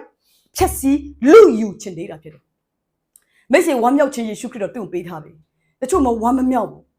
ဘာကြောင့်မှမသိဘူးဝမ်းမြောက်တာမမြင်ဘူးတော့ဝမ်းမြောက်ခြင်းကသူနဲ့ဝေးနေပြီဆိုတော့ညီကောင်ပါတယ်တင့်ကိုယေရှုခရစ်တော်ပေးတဲ့အရာတင့်အပိုင်ဖြစ်တယ်အာမင်ဒီတို့မိသားစုတွေထဲကဝမ်းမြောက်ခြင်းတွေမာနကသူ့ဥစ္စာလို့တိမ့်လိုက်တယ်ဒီနေ့ဝမ်းမြောက်ခြင်းတွေရပါစေအာမင်ဝမ်းမြောက်ခြင်းတွေရပါစေယေရှုကြောင့်ကျွန်တော်တို့အားလုံးကမျှော်လင့်ခြင်းကိုစီပိုင်ဆိုင်သွားကြပြီဒါပေမဲ့တချို့တော့ယုံကြည်သူတွေကအနာဂတ်တွေပြောင်းနေတယ်ဒီကနေ့မှာယေရှုကြောင့်မျှော်လင့်ခြင်းတွေတင့်အပိုင်ဖြစ်တယ်ပြန်ယူပါဟာလေလုယာမာနကိုပေးဖို့မဟုတ်ဘူးတင့်အပိုင်ဖြစ်တယ်ဒါကိုနားလေစေခြင်းပါတယ်ဆိုတော့မှညညူတော်နတ်ကလူထဲထွက်ပြီးတော့ပြန်လာတယ်ရှုရိရှင်ပြေပြန်လာမယ်တဲ့နတ်ဆိုးထွက်သွားပြီးအရင်မပျော်ပါနဲ့တင်တမာတရားနဲ့ဆက်သွားပါတင်ယောဂဆိုးတဲ့အရင်တုန်းကဘိုးဘေးကျိန်စာကတင်လို့မြောက်ခဲ့တယ်ဒါပေမဲ့တင်တမာတရားကိုဆက်လက်ဝင်ခံပါဟာလေလုယာအဲ့ဒီအရာကပဲတင်ကိုအဆုံးထိတိုင်းအောင်ပွဲဝင်စေမှာဖြစ်တယ်ဆာလံ9ပိုင်ငယ်နေ့ကိုဖတ်ရအောင်ရှင်တေကဲတော့ကျွန်တော်စိတ်ဝိညာဉ်ကိုလူယူကြိုက်ဖြတ်တာလေရန်သူကပါလေဒီမှာလဲဆာလံဆရာပြောတယ်ရန်သူကရှင်တေကဲတော့ကျွန်တော်စိတ်ဝိညာဉ်ကိုလူယူတယ်ကြိုက်ဖြတ်တယ်ဖြတ်စည်းတယ်ဒီစိတ်နှလုံးတင်းအတွေးခေါ်တဲ့အားလုံးယေရှုအားဖြင့်ပြန်လည်ကြမ်းပါပါစေဟာလေလုယာခါကျကျွန်တော်တို့မကြမ်းမာနိုင်တော့ကျွန်တော်စိတ်ဝိညာဉ်နဲ့ရမ်းပင်ပန်းတဲ့ pressure တွေဖြစ်တယ်ဟာဘလို့မှအဆင်မပြေနိုင်တော့ဟာလာပြီးတဲ့ကဆုတ်ထွေးတယ်မရှင်းလင်းနိုင်တော့ဘူးရန်သူကချင်းတိတ်ကဲတော့ဘာလို့တာလဲကျွန်တော်ရဲ့စိတ်ဝိညာဉ်ကိုလူယူကြိုက်ဖြတ်လိုက်ပြီဆာလံဆရာကအတိုင်းပြောတယ်ဒီနေ့တင့်ဘဝမှာအဲ့လိုကြုံနေခဲ့ရင်ဒီကနေ့ကခရစ်တော်အားဖြင့်ပြန်လဲပြီးတင့်ဥစ္စာအကုန်ပြန်ရယူပါဟာလေလုယာအကုန်ပြန်ယူရမယ်ဝမ်းမြောက်ခြင်းအတင်းပိုင်ဖြစ်တယ်ကျမ်းမာခြင်းလည်းတင်းပိုင်ဖြစ်တယ်လုံခြုံမှုဟာတင်းပိုင်ဖြစ်တယ်ပြီးတော့ကဘာလဲတင်းအပိုင်တွေကိုပြန်တဘောပေါက်စေခြင်းတယ်ဟာလေလုယာဆက်ပြီးတော့ကျွန်တော်ကြည့်စေခြင်းနဲ့ကျမ်းစာဆက်ကြည့်ရအောင်320 31သူတို့ကဖတ်ရအောင်ဗေယံတဤကျွန်တို့ကလည်းဣတိလအမျိုးသားရှင်ပြန်တို့သည်တနာတတ်သောမင်းဖြစ်ကြောင်းကိုကျွန်တော်တို့ကြားပါပြီကျွန်တော်တို့ဒီရှော်တေအဝိကိုဝိရခေါင်းပေါ်မှာကျိုးကိုရွက်လက်ဣတိလရှင်ပြန်ထံတို့ထွက်ရသောအခွင့်ပေးတော်မူပါအသက်တော်ကိုချမ်းသာပေးကောင်းပေးပါလိမ့်မည်ဟုရှောက်တဲ့အတိုင်းကြည်ဘင်ဟာဒိုက်ဤကျွန်နတ်ဆိုးနဲ့စာရာရဲ့အပေါင်းပါနတ်ဆိုးတွေကအရင်ပြည့်ရကောင်းတယ်သူတို့လွင်ပြင်မှာတိုက်လဲသူတို့ရှုံးသွားတယ်ဘင်ဟာဒတ်တို့အဖွဲ့တွေရှုံးသွားတယ်ရှုံးသွားတော့ဘင်ဟာဒတ်တွေရဲ့ကျွန်ကဘာပြောလဲသိလားသူတို့ဘယင်ကိုပြောတယ်ဣတေလအမျိုးသားရှင်ပြန်တို့ဒီပြန်ပြောမယ်နော်ဣတေလဘယင်တွေရဲ့ ရှင်ဘီအဆက်ဆက်သူတို့တည်တယ်ဒီ Israel ရဲ့ရှင်ဘီနေမှာတဲ့ဘာစိတ်ရှိလဲတနာတတ်တဲ့စိတ်ဝိညာဉ်ရှိတယ်တနာတတ်သောမင်းဖြစ်ကြောင်းငါတို့ကြားသိပြီတဲ့ကျွန်တော်တို့ဒီ short အဝတ်ကိုဝတ်မယ်ခေါင်းပေါ်မှာကြိုးကိုရွက်မယ်ပြောချင်အခုနာတော့ဣတိလလူတွေအားလုံးကိုဖန်ဆာမဲ့ရှင်သိလို့တားရဲလို့တိုက်ခဲ့တယ်အခုကျတော့သူတို့ချက်ချင်း view ဟာပြောင်းလိုက်တယ်ဘယ်လိုပြောင်းလဲသိလားဟုတ်ပါ short အဝတ်ဆိုဘာပြောတာလဲအိုးတနာစရာကောင်းဝမ်းနဲ့ပလက်ငိုကြွေးစင်ရဲ့ချင်းချက်ချင်း short အဝတ်ပြောင်းဝင်လိုက်ဘာလို့လဲသိလားဣတိလရှင်ပြင်းတွေကတဲ့တနာတတ်တယ်သူတို့မှအဲ့စိတ်ကြီးတယ်ချစ်တော်ညီကောင်မမာနကလည်းတင့်အားနဲ့ချက်ကိုအမြဲတမ်းသိတော်သူဖြစ်တယ်တင့်ဘဝကိုလာတဲ့အခါမှာတင့်အားနဲ့ချက်နဲ့လာလိမ့်မယ်တင်ပါအားနဲ့တက်လေယောက်ျားလေးတွေနည်းနည်းစကားပြောပြီးဆိုတော့ပါသွားပြီအဲ့အားနဲ့ချက်နဲ့ဆက်တိုက်လိမ့်မိတ်ဆွေလူမြောက်ပါစေတချို့မိန်းကလေးအညောင်ပြောအဲ့ယောက်ျားကြီးပါသွားပြီငွေလဲပါတယ်အားလုံးပါတင်ပါအားနဲ့လဲဆိုတော့မာနတိတာဖြစ်တယ်ကျွန်တော်တို့ကဘာလဲကျွန်တော်အားနဲ့ချက်တယ်လာဆိုတော့ဣတိလရှင်ပြန်အရန်တနာတတ်တယ်တဲ့အဲ့တော့တဲ့ဘာလို့မလဲသိလားအခုနာတော့ဣတိလတတိုင်းလုံးကိုတော့အမုတ်ချေမဲ့ပုံစံနဲ့စစ်တိုက်တယ်ဒါပေမဲ့အခုဘာပြောင်းလိုက်လဲရှော့တေအဝတ်ကိုချက်ချင်းပြောင်းဝတ်တနာစရာကောင်းပြီသူတို့ဘာမှမရှိတော့သူတို့ရှော့တေအဝတ်ဆိုအစ္စရေးလူမျိုးတွေဒါဣတိလတိုင်းပြည်မှာသူတို့ရှော့တေအဝတ်ဝတ်ပြီဆိုရင်တနာစရာကောင်းတယ်ကွာပြောချင်တာအရာကိုကျိုးပဲ့နေတဲ့ပုံစံမာနကဟန်ဆောင်ကောင်းလားမာနဟန်ဆောင်ကောင်းလားမိတ်ဆွေကိုလာပြီးတွေးဆောင်တဲ့အခါမှာလေမိတ်ဆွေကြောက်အောင်မလားမတွေးဆောင်မာနကမိတ်ဆွေကြောက်အောင်မတွေးဆောင်မိတ်ဆွေကိုလေမာနကလေချက်ချင်းလည်းငင်းကြောက်သွားစေတော့အပြုတ်မှုနဲ့ဘယ်တော့မှမတွေးဆောင်ချက်ချင်းလည်းငင်းတင်ကြောက်သွားရင်တင်တိတယ်ကားတိုင်တင်တော့ဖက်မှာဒါပေမဲ့သူအဲ့လိုကြောက်အောင်မတွေးဆောင်တင်ဘဝကြီးတဖြည်းဖြည်းနဲ့ပါလေလိုက်ပါလာဖို့အတွက်ပဲသူတွေးဆောင်ရှော့တေအဝတ်ကိုဝတ်မဲတဲ့ခေါင်းပေါ်မှာကြိုးတွေကိုရွက်မဲတဲ့ဣတိလရှင်ပြေကိုသူတို့ထွက်ရတော့အခွင့်ကိုပေးပါဟာအသက်ကိုချမ်းသာပေးကောင်းပေးလိမ့်မယ်ဣတိလဘုရားငါတို့ရဲ့ပုံစံတွေကိုမြင်တဲ့အခါမှာသူတို့ဘုရားနဲ့တနာတတ်တယ်ဟေးငါတို့ယုံကြည်သူတွေကနှလုံးသားနူးညံ့တာလူတိုင်းသိတယ်ဒါကြောင့်မို့လဲခံရတာကြိမ်ကြိမ်အရာနဲ့ခွန်းလွတ်တတ်တာလေခွန်းလွတ်တာကောင်းပါတယ်ဒါပေမဲ့အပြစ်နဲ့ပတ်သက်ရင်တော့ဘာလဲအဆုံးထိတင်စွန့်ပစ်လိုက်ဖို့လိုအပ်တယ်ကျွန်တော်တို့အရင်တနာတတ်တယ်အဲ့ဒီခေတ်ကနဲ့ဣတိလရှင်ပြည်နဲ့တနာတဲ့စိတ်ဝိညာဉ်ရှိတယ်တဲ့ဒါကြောင့်မို့တဲ့ငါတို့တစ်ချက်ထွန်းလုပ်လိုက်လက်တော့လဲလိုက်အေးသူတို့ပြောတဲ့အတိုင်းပဲနောက်တော့ကျမ်းစာတစ်ခုကြည့်အောင်ထိုသူတို့ဒီအာဟမီစကားကိုစစ်စစ်နားထောင်၍ချက်ချင်းစကားအရေးကိုဖမ်းတဲ့ကိုတော်အကိုဟူ၍မိမိတို့တခင်ကိုခေါ်ကြ၏အာဟကလည်းတွား၍ခေါ်ကြတော်ဟုဆေလုတီအတိုင်းဘင်ဟာဒတ်တွေထွက်လာ၍အာဟမင်းအခွင့်နှင့်ယထာတော်ပေါ်တို့တက်ရ၏အဲ့ဒါနဲ့အခုနာပဲတကယ်တော့လေဘင်ဟာဒတ်နော်ဘင်ဟာဒတ်နော်ဘင်ဟာဒတ်ကလေတကယ်တော့ဘာကိုပုံဆောင်တာသိလားနတ်ဆိုးကိုပုံဆောင်တာဖြစ်တယ်ရှုရရှင်ဘင်ဟာဒတ်သူကဖျားတကယ်လူမျိုးတွေကိုမျိုးတုံးတတ်ချင်ပြန်ပြောမယ်နော်ဖျားတကယ်လူမျိုးတွေအစ္စရေးလူမျိုးတွေအားလုံးအမြင့်ဖြုတ်ချင်တယ်အဲ့လိုမျိုးလာတိုက်တာဒါပေမဲ့ဘုရားသခင်ကလည်းနော်အဘင်းဗလဲအာဟအယံကောင်းလို့ကာကွယ်ပေးတာမဟုတ်သူလူမျိုးတွေအတွက်ကာကွယ်ပေးတာမိတ်ဆွေတင်တဲ့ကျမတို့အယံကောင်းလို့မဟုတ်ဘူးဘုရားသခင်ကယေရှုခရစ်တော်ရဲ့ဂျေဇုပြုခြင်းပေါ်မှာကျမတို့ကောင်းချီးပေးနေတယ်ဟာလေလုယာဆိုတော့အစ္စရေးတိုင်းပြည်တစ်ပြည်လုံးကိုတကယ်တော့အာဟလည်းကောင်းတဲ့ဘုရင်မဟုတ်ဘူးကျမတို့လိုပဲစိတ်မမှန်ခဏနေတလွဲလုံးလိုက် prophet တွေကိုတမန်တော်အဲ့လိုမျိုးတမန်ဖြစ်တယ်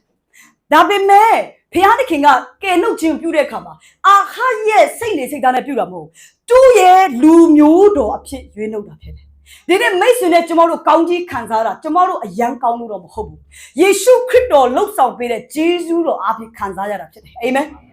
အဲ့တော့ဘင်ဟာဒတ်ရဲ့တပည့်တွေကဘာပြောလဲသိလားငါကျွန်တော်တို့ကတဲ့အာဟမင်းကိုတွားပြီးစကားပြောကြည့်မယ်ပေါ့သူအထက်မှာရှိတယ်ကျွန်တော်တို့ဘာညာပေါ့သူတို့ဘိုးကနေအချော်တေအဝတ်တေဝိတနာခံတော့တနာခံတဲ့အခါမှာချက်ချင်းဆိုတော့အာဟမင်းကဘလို့ခေါ်လိုက်လဲဆိုတော့အကိုတဲ့ဘု து ကိုလဲဘင်ဟာဒတ်ကိုရှင်းပြောရင်ကွာမာနကိုဘလို့ခေါ်လိုက်တာလဲအကိုလို့ခေါ်လိုက်ဒူးစိတ်အပြစ်နဲ့မိတ်ဆွေအရင်မရင်းနှီးပါနဲ့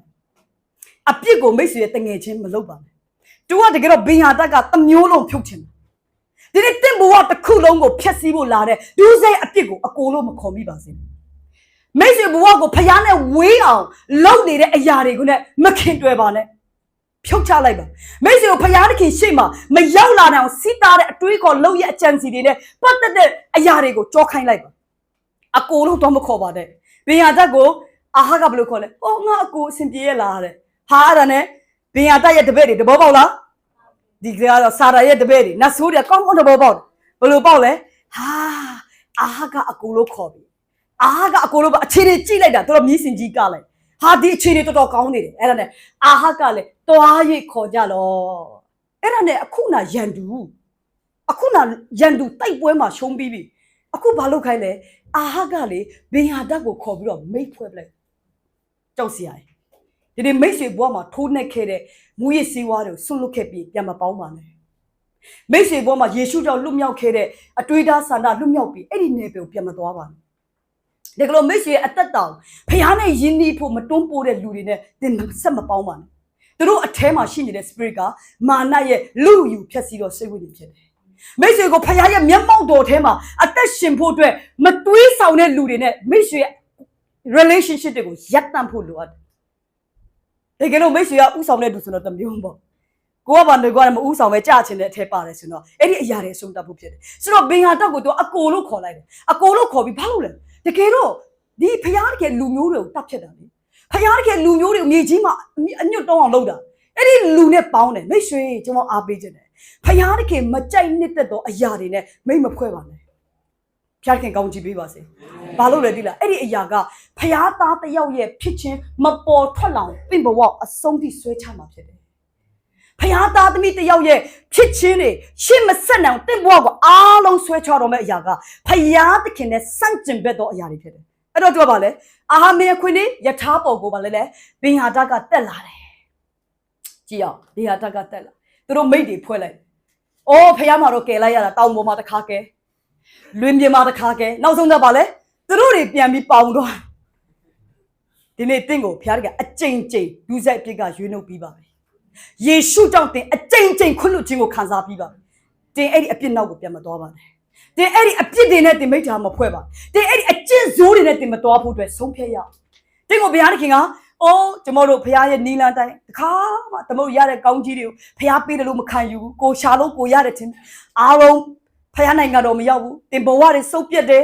တင်ငွေကြီးဆိုင်ရာနဲ့ပတ်သက်ပြီးရင်ဆိုင်ရတယ်ဘုရားကပြန်ကယ်တယ်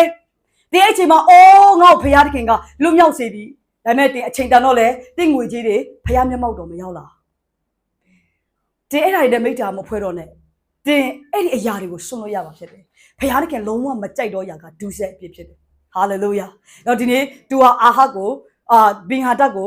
ဘာလို့လဲငါအကိုတဲ့ဘယ်နဲ့ကွယ်ဖျားမတကုံတိုက်ပေးပါတယ်ဆို तू ကအကိုတော့ခေါ်တယ်မိတ်ဆွေတင်ဆွဲလန်းနေတဲ့အရာတင်ရဲ့အကိုမဖြစ်ပါစေနဲ့ဆက်ပြီးကြည့်အောင်320နဲ့မှာ prophet ကလည်းထာဝရဘုရားမိန့်တော်မူဒီကငါချိန်တော်သူကိုသင်လွတ်တော်ကြောင့်တင့်အသက်တည်သူ့အသက်တွေတင့်လူတို့ဒီသူ့လူတို့အတွက်အရှုံးခံရပြီဟုမိန့်တော်မူကြောင်းကိုစဉ်းစားနောက်ဆက်တွဲဒုစရိုက်အပြစ်နဲ့လက်တွဲမယ်ဆိုရင်ဆက်ပြီးရမယ့်အရာဘုရားခင်ဒုစရိုက်ပြစ်ကိုမုန်းတယ်နော်ခရစ်တော်ကကားတိုင်းမှာအတေခံပြီးအတွေးသွင်းခဲ့တဲ့အပြစ်ကနေလွတ်မြောက်ခြင်းဒုစရိုက်အပြစ်ကနေကင်းစင်စေခြင်းလုပ်ပေးတာတင့်ကိုဒုစရိုက်အပြစ်ထဲမှာဆက်တွားဖို့မဟုတ်ဘူးတင်းကိုအပြစ်ထဲမှာမြင်ရင်ရှိရတော့ဖို့တဲ့ဘုရားကအလိုတော်မရှိဘူးအဲ့လိုမျိုးဘင်ဟာဒတ်နဲ့ပြန်ပေါင်းပြီးမိထားလဲဖွဲ့လိုက်တဲ့ခါမှာဘုရားခင်ရမ်းစိတ်ဆိုးတယ်တကယ်တော့ဘင်ဟာဒတ်ဆိုတာမိတ်ဆွေလူလို့မမြင်စေချင်ဘူးသူလူတော့လူပဲဒါပေမဲ့သူ့ထဲမှာပါလေဘုရားမျိုးတွေကိုဖျက်ဆီးမဲ့ spirit ကပါပြီးတာဒီနေ့မာနကတင်တဲ့ကျွန်တော်တို့ရဲ့ဘဝတွေကိုဘုရားရဲ့ခေါ်ခြင်းတွေကိုမရောက်ဖျက်ဆီးဖို့နေ့နေ့ညညတိုက်ခိုက်နေတာဟုတ်ပြီနော်နေ့နေ့ညတိုက်ခိုက်နေတာတော့တရားကိုသိစေချင်တယ်ဆိုတော့ဘုရားပါပဲငါချိန်တော်သူသင်လွတ်တယ်ဘုရားတခင်မာနနဲ့ဒုစရိုက်အပြစ်တွေမုန်းတဲ့သူဖြစ်တယ်တင်းအသက်တွေသူ့အသက်တွေတင်းလူတို့တွေသူ့လူတို့တွေတင်းရဲ့လူတွေလည်းဘင်ဟာဒတ်လူတွေဖြစ်လာမယ်တဲ့သူတို့ရှုံးရလိမ့်မယ်ဘာကြောင့်လဲသူတို့တွေအကိုပေါင်းပြီးတော့စီးပွားရေးတွေပြန်လုပ်ဘင်ဟာဒတ်နဲ့အာဟာကပြန်ပေါင်းပြီးစီးပွားရေးတွေဖလဲပြီးသူတို့တွေတာရတဲ့အခါဘုရားကဒီစကားပြောလာတယ်ပရောဖက်ကပြောမင်းငါကဲနှုတ်ခဲ့တယ်ကွာငါမကြိုက်ဘူးဆိုတဲ့အရာတွေထဲမှာမင်းပြန်သွားတယ်ဟုတ်ပြီမင်းအသက်ကောတဲ့မင်းလူတွေကောတဲ့တူးလူတွေအတွက်အရှုံးခံရမယ်ဒီနေ့ညီကောင်မတယ်ဘုရားခင်တင့်ကိုအရှုံးခံပြီးတော့ဒီဘဝမှာနှုတ်ဆက်ပြီးအသက်ရှင်ဖို့ဘုရားခင်အလိုတော်မရှိဘူးဘုရားခင်ကျွန်တော်တို့ကိုမာနကိုအောင်ရတော့အခွင့်ကိုပေးခြင်းတဲ့ဘုရားဖြစ်တယ်အာမင်တဲ့အပြစ်ထဲမှာလဲကြနေတာဘုရားခင်မလိုချင်ဘူးတင်မာနရဲ့ပြည့်ရဲ့ထောင်ချောက်အောက်ထဲမှာအရှုံးပေးနေတာဘုရားခင်မကြိုက်ဘူးဒီကိုအမြဲတမ်းအောင်မြင်တော်သူတယောက်မြင်စေချင်တာဖြစ်တယ်ဟာလေလုယာငွေကြေးကြောင့်တင်နေနေညာညာစိတ်ဆင်းရဲရတယ်ဟိုးလူခဲ့တဲ့နှစ်လဲဒီငွေကြေးပြတ်တာဒီနှစ်လဲငွေကြေးပြတ်တော့ရှုရရှင်ပြင်လို့ပဲတော့အခါလိန်ပြန်လာတတ်တယ် မိတ်ဆွေလွတ်မြောက်ခြင်းပေးတဲ့ဖခင်နဲ့ဆက်သွားရအောင်အာမင်လွတ်မြောက်ခြင်းတင်းရဲ့စိတ်တွေကိုဘယ်ဟာကချီနှောင်ထားလဲတင်းရဲ့စိတ်ဝိညာဉ်တွေကိုဘယ်ဟာကလွှမ်းမိုးထားလဲလွတ်ရလန်းကရှိတယ်ဆိုတာသိစေခြင်းတယ်ဗျာဒိတ်9 4 5ဖတ်ရအောင်ထိုကအသက်ကြီးသောသူတစ်ပါးကမငိုကြွေးသည်ယူဒအမျိုးချင်းတေဒီဟုသောဒါဝိဒ်၏အမြင့်ထိုးစားဆောင်ကို၎င်းတစိတ်ခုနှစ်ချက်တို့ကို၎င်းဖွင့်ခြင်းကအောင်မြင်လေပြီဟုငါ့ကိုပြောဆိုဟာလေလုယာဒီမှာဗာမိတ်ဆက်ပေးလိုက်ယူဒအမျိုးချင်းတေဒီဟုသောဗာလဲယေရှုခရစ်တော်ဖြစ်တယ်ယူဒအမျိုးချင်းတေဒီဟုသောဒါဝိဒ်အမြင့်ဆိုတာယေရှုပြောတာဖြစ်တယ်ဟုတ်ပြီနော်ဒီနေ့တင်တဲ့ကျမတို့ရဲ့သခင်ကယူဒမျိုးနွယ်ချင်းတေဘာပြောရလဲဟောက်စားတွေအားလုံးကိုလွှမ်းမိုးနိုင်တဲ့ကျမတို့ရဲ့အခွင့်အာဏာရှိသောချင်းတေရဲ့ဖြစ်ခြင်းကိုပုံဆောင်တာဒါကြောင့်မို့ရန်သူတွေဟောက်တော့ချင်းတေကလို့လွှမ်းမိုးပေမဲ့အဲ့ဒီဟောက်စားချင်းချောက်တန်တွေကိုပြန်ပြီးအုပ်ဆိုးမဲ့သူကယူဒမျိုးနွယ်ယူဒရဲ့ချင်းတေအမြင့်ဖြစ်တဲ့ယေရှုခရစ်တော်ကိုယ်တိုင်ဖြစ်တယ်အာမင်ဟာလေလုယာဒီနေ့တင်းတဲ့ကျမတို့ရဲ့ချင်းတေအမောင်ပြီးမာနကအတုပဲကျမတို့ချင်းတေနှမျိုးရှိမယ်ဟာလာချင်းတေအစစ်နဲ့ချင်းတေအယုတ်ဘယ်ဟောက်ကြောက်လဲပုံစံတော့ကြောက်စရာကောင်းတယ်ဖြေရပါမယ်တကယ်တော့ဘယ်ဟာပိုကြောက်ဖို့ကောင်းလဲအစစ်ကကြောက်ဖို့ကောင်းအစစ်ကပိုလွှမ်းမိုးတာဖြစ်တယ်ဒီနေ့တင့်ဘဝမှာယူဒအမျိုးချင်းတေဆိုတဲ့ခရစ်တော်လွှမ်းမိုးပါစေတင့်အိမ်ထောင်မှာအဲ့ဒီချင်းတေလွှမ်းမိုးပါစေအဲ့ဒီတင့်အိမ်ထောင်မှာယူဒအမျိုးရဲ့ချင်းတေရှိနေတွေ့ဟောက်တော်ချင်းတေဟာဘယ်တော့မှတင့်ကိုလာပြီးထိန်းချုပ်လို့မရဟာလေလုယာယူဒအမျိုးရဲ့ချင်းတေနဲ့တင်တွားနေတွေ့တင့်ရဲ့ business ထဲမှာယူဒအမျိုးရဲ့ချင်းတေကိုချီးမြှောက်တယ်တင့်ရဲ့မိသားစုမှာယူဒအမျိုးရဲ့ချင်းတေတူတော့ယေရှုကိုချီးမြှောက်တယ်တင့်ရဲ့အသင်းတော်မှာယူဒအမျိုးချင်းတေကအုပ်ဆိုးပါစေဘယ်အရာမှဝါမျိုးခွင့်မရှိဟာလေလုယာဒီနေ့ကျွန်တော်တို့အရေးကြီးတယ်ဒါကြောင့်ယူဒအမျိုးရဲ့ချင်းတေဟာဒါဝိဒ်ရဲ့အမြင့်ဖြစ်တယ်ယေရှုခရစ်တော်ကိုယ်တိုင်ဖြစ်တယ်ဒါကြောင့်ဒီနေ့မှာတင့်ရဲ့မိသားစုတင့်ရဲ့အသက်တာထဲမှာဟောက်တော့ချင်းတေဟောက်ပြန်ပြီးဟောက်တော့ချင်းတေကပြည့်ရင်လည်းလာလုံးသွားပြန်ပြီးလို့ပဲတစ်ချိန်လုံးဆာမှုပွဲကြတဲ့လူမဖြစ်စေချင်ဘူးဒီနေ့ကျွန်တော်တို့ကဖြေတဲ့ဆာမှုပွဲတိုင်းအောင်တော်တို့ဖြစ်ရမယ်ဟာလေလုယာဖြေရတဲ့ဆာမှုပွဲတိုင်းမှာဖြေရတဲ့ဝိညာဉ်ရေးတိုက်ပွဲတိုင်းမှာအောင်မြင်တော်သူတွေအဖြစ်လွှမ်းမိုးဖို့အတွက်ဖျားခင်လို့ရှိတယ်ဒီနေ့ပါဆာမှုပွဲတွေဖြေရအတွေးသားနဲ့ဆန်တဲ့ဆာမှုပွဲလားယေရှုခရစ်တော်အဖြစ်တင်အောင်ရမယ်ဟာလေလုယာဒါမှမဟုတ်တင်ငွေချင်းနဲ့ဆိုင်တဲ့ဆာမှုပွဲလားဒါမှမဟုတ်အကျင့် character နဲ့ဆိုင်တဲ့ဆာမှုပွဲလားဒါမှမဟုတ်တင်ရဲ့စိတ်ဝိညာဉ်နဲ့ဆိုင်တဲ့ဆွမ်းလန်းခြင်းနဲ့ဆိုင်တဲ့ဆာမှုပွဲလားဒါမှမဟုတ်အမျိုးမျိုးသောစိတ်ခံစားခြင်းနဲ့ဆိုင်တဲ့ဆာမှုပွဲလားတင်ကယေရှုအဖြစ်အောင်မြင်ဖို့ဖျားတယ်လို့တော့ရှိတယ်အာမင်ဟာလေလုယာဆက်ပြီးတော့ကျွန်တော်ကျမ်းစာကြည့်စေခြင်းနဲ့ဖိလိပ္ပိနေ့30:7အတူတူဖတ်ရအောင်ကျောင်းမူကားတော်ဝိတော်ဝါမြေကြီးတော်ဝါမြေကြီးတော်ကရှိတော်တော်ဝါဒီဟုတော်သေတော်တော်ဝါတို့သည်ယေရှုဘုရားမှာကိုထားရတဲ့ယေရှုခရစ်တော်မူ၏တော်၏ဝိညာဉ်သည်ဘယ်တော့ပြားရဲ့ဘုရားရဲ့တော်ကိုသိချစေရမည်ကြောင်းသည်ဟာလေလုယာဖိလိပ္ပိနေ့30:7ကဘလောက်ကောင်းလဲဒီနေ့သင်တဲ့ကျွန်တော်တို့ရဲ့ယူဒအမျိုးရဲ့ချင်းတေးဖြစ်တဲ့ယေရှုခရစ်တော်အပြင်ကောင်းကင်တတဝါမြေကြီးတတဝါမြေကြီးအောက်၌ရှိသောတတဝါတည်းဟုသောခတ်သိမ်းသောတတဝါတို့သည်ယေရှု၏ဘွဲ့နာမတော်ကိုဒူးထောက်၍ယေရှုခရစ်သည်တခင်ဖြစ်တော်မူ၏ဟုနှုတ်နှင့်ဝန်ခံသဖြင့်ခမဲတော်ဖခင်၏ဘုန်းတည်တော်ကိုထင်ရှားစေကြမည်အကြောင်းဒီဟာလေလုယာဒီလိုချစ်တော်ညီကောင်မတွေလူယူဖြစ်စီသောဝိညာဉ်ဟာတင့်ရဲ့မိသားစုတင့်ဘဝအတွက်တိုက်ခိုက်ဖို့ဘလောက်ပဲကြိုးစားတင်ရက်တည်ရမယ့်အရာကကောင်းကင်တတဝါဘာပြောလဲကောင်းကင်သမန်တွေကြဆင်းသောကောင်းကင်သမန်တွေနတ်ဆိုးတွေအပေါင်းအသင်းတွေအားလုံးမြေကြီးတတဝါဘဒုအောက်မှာဝန်ခံရမှာယေရှုရဲ့နာမအောက်မှာဝန်ခံပြီးသားဖြစ်တယ်အာမင်ဒါကြောင့်ကျွန်မပြောချင်တဲ့အဓိပ္ပာယ်ကလူယူဖြစ်စီတတ်တဲ့စိတ်ဝိညာဉ်ဟာဝိညာဉ်ကတင်းအသက်တောင်ထိခိုက်ပေမဲ့တင်းအမြဲတမ်းကြည့်ရမယ့်အရာကခရစ်တော်ရဲ့ပြီးစီးခြင်းဖြစ်တယ်ဟာလေလုယာကျွန်တော်တို့ကိုးကွယ်တဲ့ဖခင်သခင်ကကောင်းကင်တတဝါတွေနဲ့တူအောက်မှာတူးထောက်မယ်အာမင်မြေကြီးမှာရှိသမျှအရာလို့တူရှိမှာဒူးထောက်မယ်သူရဲ့နာမကိုနှုတ်နဲ့ဝန်ခံမယ်ပြီးတဲ့အခါလူအားလုံးကဒူးထောက်ရမယ်ဒီကနေ့တယေရှုရှိမှဒူးမထောက်လဲတင်တရက်ဒူးထောက်ရမှာပဲကျွန်တော်တို့ကကြိုထောက်လိုက်တယ်နောက်မှမထောက်တော့အခုကဲတဲ့ယေရှုသခင်လောကျွန်တော်ရဲ့ဖခင်ဖြစ်တယ်ကျွန်တော်မိသားစုရဲ့ဘုရင်ဖြစ်တယ်ကျွန်တော်ရဲ့ဘုရင်ဖြစ်တယ်ဒီအသင်းတော်ရဲ့ဘုရင်ဖြစ်တယ်ကျွန်တော်ဒူးထောက်ပြီးသားတချို့တွေကဒီချိန်ဒူးမထောက်ချင်ဘူးတစ်ချိန်ကျရင်တင်ထောက်ရလိမ့်မယ်တစ်ချိန်ကျရင်ထောက်ရင်တော့ဝမ်းနည်းစရာကောင်းတယ်ဒီချိန်မှာထောက်ရင်တော့ပိုကောင်းတယ်ဟာလေလုယာဒါကြောင့်ဒီနေ့ညီကောင်မအားပေးခြင်းတယ်ဟုတ်တော့ကျင်တေးကမာနကလူယူဖြစ်စည်းတတ်တော့ဝိညာဉ်ဟာတိုက်လာတိုက်ပေမဲ့တင်ကိုးကွယ်တဲ့ဘုရားသခင်ဟာနာမတကာတို့အားလုံးရဲ့အထက်မှာစိုးစံတဲ့ယေရှုခရစ်တော်ရဲ့နာမဖြစ်တယ်အာမင် ဒါကြောင့်မို့ယုံကြည်သူရဲ့အသက်တာထဲမှာလူယူဖြက်စီးတတ်တော့စိတ်ဝိညာဉ်ရှိတဲ့လူကအမြဲကျွန်တော်တို့တတိထားမိလားငငယ်တုန်းကကျွန်တော်တို့ကြောင်းနေတက်တယ်ဒါမှမဟုတ်လဲအိမ်မှာမွေးတဲ့မိသားစုမောင်နှမတွေရှိတယ်အဲ့လိုမျိုးကြီးပြင်းလာတဲ့အခါကျွန်တော်တို့လူတဲ့အကျင့်ရှိတဲ့လူတွေရှိတယ်လေအဖေကအမေကသူ့ကိုဒီလောက်ပေးထားတယ်လေသူပစ္စည်းမှလူချင်အဲ့လိုမောင်နှမတွေရှိတယ်လေနော်အဲ့ဒါငငယ်လေးကအကျင့်ကမပြောက်တော့ကြီးတဲ့ထိလူတာအကုန်လူတော့တာအဲ့ဒါဘယ်လိုလွှမ်းမိုးလဲသိလား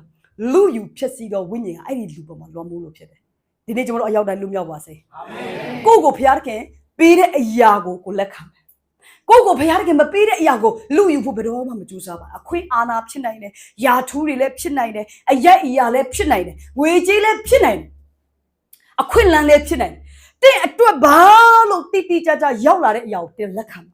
တင်းအတွက်မဟုတ်ဘဲနဲ့တင်းကြိုတင်တိပြီးဖြတ်ခုတ်တယ်မလုပ်ပါအဲ့ဒါကလူယူဖြစ်စီတော့ဘိဟန်တက်ရဲ့စိတ်ဝိညာဉ်ဖြစ်တယ်ကျွန်တော်တို့အသင်းတော်မှာဒါတွေရှိလို့မရအောင်ဟာလေလုယာဒီတင်းတော်မှာဒါတွေရှိလို့မရအောင်ဒါတွေကိုလည်းကျွန်တော်တို့အခွင့်မပေးဘူးဟာလေလုယာဒီထဲမှာဖခင်တင့်ကိုပေးအပ်တဲ့အရာကိုပဲလက်ခံရမှာဖြစ်တယ်ဒါကြောင့်ဒီနေ့ကျွန်တော်တို့အရင်ကနေတဲ့ဒီလိုငန်းခွင်ထဲမှာကျွန်တော်အတိုင်းပိုင်းထဲမှာတချို့ဆိုအားလူတယ်အခွင့်အရေးတွေလူသွားပြီတင်လဲလူခံရမယ်တင်တယ်ငါရမယ်အခွင့်အရေးကွာသူလူတော့ငါရမယ်အခွင့်အရေးတို့သူလူမဝမ်းနေပါနဲ့ညီကောင်မတွေဝမ်းမနေပါနဲ့တင့်ကိုဒီထက်ကြီးမားတဲ့အခွင့်အရေးဖခင်ပြင်ဆင်ပေးပါလေအာမင်သူတို့လူယူနိုင်တဲ့အရာကတစ်ခုပဲဖခင်တင့်ကိုပြန်ပြင်ဆင်ပေးမယ့်အခွင့်အရေးကနီလန်ပေါင်းအဆုံလာလိမ့်မယ်ဟာလေလုယာ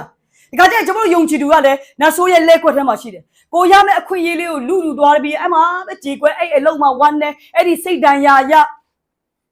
အဲ့ဒါနဲ့အဲ့ဒီစိတ်တန်ရာနဲ့မကြမ်းမှာတော့နတ်ဆိုးကပို့ပြောတော့သူ့ရဲ့အတွေးခေါ်တဲ့အားလုံးထိန်းချုပ်မနေကြဆိုနဲ့ဟာလေလုယာအော်ငါထိတ်ကနေဘင်ယာတက်ကတခုသူကြီးငေါ့ကိုဖခင်ကအခွင့်အရေးပေါင်းများစွာနဲ့လမ်းနေဖွင့်ပေးမယ်လို့ယုံကြည်ပါအာမင်ဟာလေလုယာဒီကိုရည်ကြီးတဲ့ရဖြစ်ပါဒါကြောင့်ဒီနေ့မှာလူယူဖြက်စီခြင်းဝိညာဉ်ကအဲ့ဒီဘင်ဟာတက်ခင်မှာပဲရှိခဲ့တာမို့ဒီကနေ့ထိရှိနေစေဖြစ်တယ်ဒီကနေ့ထိရှိနေစေတချို့ကသူများရဲ့နာမည်ကောင်းကိုလူယူတတ်တယ်ကိုကမကောင်းဘူးသူများနာမည်ကောင်းကိုရဲ့နာမည်ကိုအတွက်အသုံးချသွားတဲ့သူတွေလည်းအများကြီးရှိတယ်အဲ့ဒါဘာစိတ်ဝိညာဉ်လဲအော်အေးသူဘင်ဟာတက်ရဲ့ spirit သူ့ထဲမှာရှိတယ်လို့မိတ်ဆွေတီးလိုက်တဲ့ဘောပေါက်အာမင်အဲ့ဒီဒီပါတီးလဲဟာဒီလူလို့တင်မုန်းတော့မှာမဟုတ်ဘာတီဒီလူကဘင်ဟာတက်ရဲ့စိတ်ဝိညာဉ်ထိန်းချုပ်ခံရတယ်အေးသူ့အတွက်ငါဆုတောင်းပေးမယ်ဟာလေလုယာငါဆိုတေချာတယ်တင်မခေါ်နိုင်တဲ့လူရှိတော့မှာမဟုတ်အာမင်တင်မပြုံးနိုင်တဲ့လူရှိတော့မှာမဟုတ်အာမင်တင်လက်ဆွဲမနှုတ်ဆက်နိုင်တဲ့လူရှိတော့မှာမဟုတ်အာမင်ဘာကြောင့်တင့်ရန်သူအစ်စ်ကိုတင်သဘောပေါက်သွားတာသူမဟုတ်ဘူးသူ့ကိုလွှမ်းမိုးတယ်ဘင်ဟာတက်စိတ်ဝိညာဉ်ဖြစ်တယ်ဘာချိန်လို့သူများရှာလူအဲ့ဒါဘာလို့လဲဆိုတော့လေမောင်းထုတ်ရတယ်နတ်ဆိုးကြတော့ဘာလို့လဲဝိညာဉ်နယ်နိမိတ်မှာရှင်းထုတ်ပလိုက်ရတယ်ဒါကျွန်တော်တို့ကိုဘုရားသခင်အခွင့်အာဏာပေးပြီးသားဖြစ်တယ်အာမင်ဒါကြောင့်ဒီနေ့မှာနှုတ်ကပတ်တော်ပြန်လဲချုံချင်တယ်လူယူဖြက်စီးတဲ့ဝိညာဉ်ကနီလန်းအစုံနဲ့လမ်းလွှမ်းမိုးဖို့ကြိုးစားပေမဲ့တင်တဲ့ကျွန်တော်တို့ရဲ့ရှင်တေယူဒအမျိုးနဲ့ရှင်တေဖြစ်တယ်ယူဒအမျိုးရဲ့ရှင်တေဖြစ်တဲ့ယေရှုခရစ်တော်ဖြစ်ငါတို့ဟာအောင်ပွဲတစ်ခုအောင်မှာဖြစ်တယ်ကြိုက်တဲ့လောက်ဆာမွေးပွဲတွေလားကြိုက်တဲ့လောက်မာနရဲ့ပြည့်ရတွေလားဘယ်တော့မှဒူးထောက်မှာမဟုတ်ဘူးဘယ်တော့မှငါတို့ကအဲ့ဒီရဲ့ဆာမွေးပွဲတွေအောက်မှာရှုံးနေမှာမဟုတ်ဘူးဘာကြောင့်လဲသိလားယူဒမျိုးရဲ့ရှင်တေဖြစ်တဲ့ယေရှုခရစ်တော်ထာဝရအောင်မြင်တော်သူဖြစ်တယ်ဟာလေလုယာသူကထာဝရအောင်မြင်တဲ့အတွက်ကျွန်တော်တို့ဒီလေမာနရဲ့ပြည့်ရတွေကိုထာဝရအောင်မြင်တော်သူဖြစ်တယ်တင်းကိုဆွဲလန်းစေသောအရာတွေကတအောင်မြင်မယ်အာမင်ဟာလေယောဂရဲ့နှိပ်စက်ခြင်းကတအောင်မြင်မယ်ဟာလေလုယာမျိုးဆက်ကျိန်စာကနေတင်လို့မြောက်ပြီဖြစ်တယ်အာမင်တင်းကိုငွေကြေးအဖြစ်အမြဲတမ်းမျက်နှာပြက်စေတဲ့အခြေအနေကတင်လို့မြောက်မှာဖြစ်တယ်အာမင်တင်းဘောကိုအရာခတ်တဲ့ကိုချိုးတက်စေတဲ့မာနရဲ့တိုက်ခိုက်မှုကတင်လို့မြောက်မှာဖြစ်တယ်အာမင်တင်းရဲ့မျိုးဆက်မှာမျက်နှာတာမရှိတဲ့အရေးတွေကနေယေရှုကြောင့်တင်မျက်နှာတာပြန်ရမှာဖြစ်တယ်အာမင်ဘာပဲပြောပြောငါတို့ကိုးကွယ်တဲ့ယေရှုခရစ်တော်ထာဝရအောင်ပွဲခံတော်သူဖြစ်တယ်အာမင်အဲ့ဒီထာဝရအောင်ပွဲခံတဲ့ယေရှုကြောင့်တင်းဟာဟောက်စားလုပ်တဲ့မာနရဲ့ခြင်းတွေကိုလက်ကြည့်စရာတော့မလိုဒါမဲ့တင်သဘောပေါက်ဖို့တော့လိုတင်းမိသားစုဘယ်လိုပုံစံတိုက်လာတင်းအတက်တော်ဘယ်လိုပုံစံ attach လုပ်လာဒါကိုတင်သဘောပေါက်ဖို့လိုတယ်သဘောပေါက်ဖို့လိုတာတော့ကြောက်စရာမလိုအာမင်အခက်တာယုံကြည်သူကသဘောမပေါက်ပဲကြောက်နေတာအဲ့ဒါပြဿနာပဲသဘောမပေါက်ဘူးကြောက်လို့တင်းကိုသဘောပေါက်ခိုင်းတာမာနဘယ်လိုတိုက်ခိုက်တတ်တဲ့သဘောပေါက်ခိုင်းတာကြောက်စရာမလိုကျွန်တော်တို့ယူတရားမဲ့သူဟာအကြီးမြတ်ဆုံးသောယေရှုခရစ်ဖြစ်တယ်ဒါမဲ့တင်မာနတိုက်တဲ့ပြည့်ရည်တွေလက်ကွက်တွေသူ့ရဲ့ twist လုပ်တဲ့ဟာတွေတင်သဘောပေါက်တယ်အတာလေးပဲ cash out တင်မို့ hallelujah မာနငါမိသားစုမှာဒီလိုစိတ်ဓာတ်နဲ့ထိန်းချုပ်ဖို့မကြိုးစားနဲ့ထွက်သွားယေရှုနာမနဲ့အာမင်မာနငါသားသမီးတို့မင်းဆက်ထိန်းချုပ်ခွင့်မရှိဘူးယေရှုနာမနဲ့မင်းကိုဖျက်ဆီးတယ်ဟာလေလုယာမာနမိဒီပုံစံနဲ့ငါရဲ့စိတ်ဓာတ်ကိုကြာဖို့မကြိုးစားနဲ့ယေရှုနာမနဲ့ဖယ်ရှားတယ်ဟာလေလုယာဘာကြောင့်လဲသိလားမာနရဲ့ပြည့်ရဲ့ကိုသဘောပေါက်ဖို့ပဲလို့လားမာနကိုကြောက်စရာမလိုကျွန်တော်တို့ကိုးကွယ်တဲ့ယေရှုခရစ်တော်ရဲ့နာမအောက်မှာကောင်းကင်တသက်ဝါအားလုံးကဒူးထောက်ရှုံးပေးပြီးသားဖြစ်တယ်အာမင်ဟာလေလုယာအာမင်